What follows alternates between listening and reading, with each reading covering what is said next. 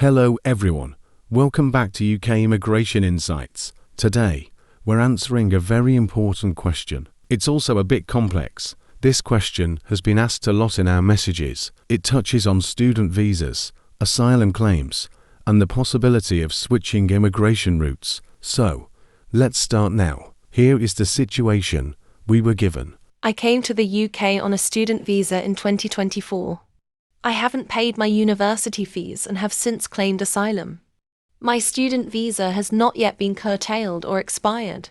Can I switch to a different visa category, such as a skilled worker visa, from within the UK while my asylum claim is pending? Now, this is a very insightful question, and it highlights a common misunderstanding about how different immigration pathways interact, especially when an asylum claim is involved. My goal is always to provide you with clear, accurate information based on the current UK immigration rules. First, let's talk generally. UK immigration rules do allow people to switch visas. You can change from one immigration type to another. You can do this while in the UK, but you must meet all the rules for the new visa. Also, your current visa must not be one of the types that cannot be switched. Examples are a visitor visa or a short-term student visa. A standard student visa usually allows switching. This is if you meet the other rules. However, this is the most important part for our viewer. Your situation gets much harder. This is because you have claimed asylum. When someone claims asylum in the UK, their primary immigration status shifts. Even if your student visa technically hasn't expired or been formally curtailed by the Home Office yet, you are now primarily considered an asylum seeker. And here's the key takeaway for this part. Under current UK immigration rules, if you have an outstanding asylum claim, meaning it's still pending a decision, you are generally not eligible to switch to another visa route from within the UK. Why is this the case? Well, once an asylum claim is made, the Home Office primary focus is on assessing that claim for international protection. Other applications to stay in the UK are usually put on hold, or they are not allowed at all. This happens while the asylum process is going on. The immigration rules are made for a reason. They ensure the asylum system is fair.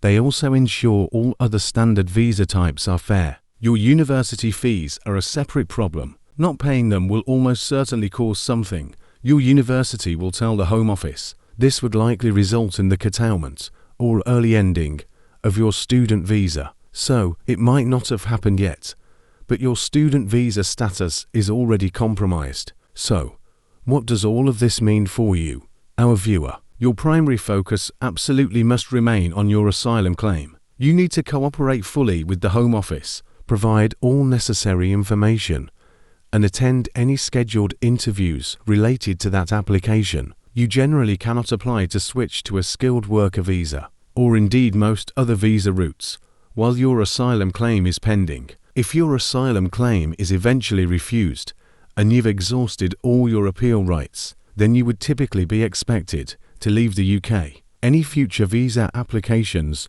would then usually need to be made from outside the UK, provided you meet all the criteria and any potential re-entry bans don't apply. Now, there's an important distinction I want to make. Don't confuse switching visas with permission to work for asylum seekers. If your asylum claim has been pending for over 12 months, and that delay is not due to your actions, you might be eligible to apply for permission to work. However, this is a very specific, temporary permission, usually restricted to jobs on the immigration salary list, and it's directly linked to your asylum claim. It does not grant you a new visa category. So, my strong advice is this. In this situation, stay very close with your lawyer.